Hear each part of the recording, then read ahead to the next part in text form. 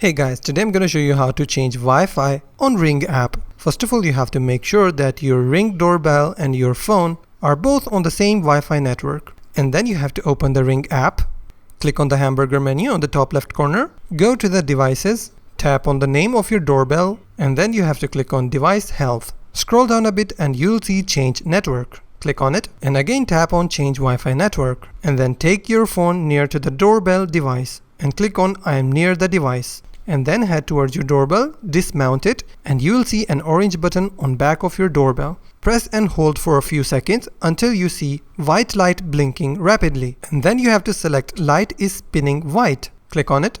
And then Wi-Fi network section will open. Click on show all networks. From here you have to select the Wi-Fi option that you want to connect your doorbell device. Click the Wi-Fi SSID and type in the password of that Wi-Fi. And that's how you can change your Wi-Fi on Ring app.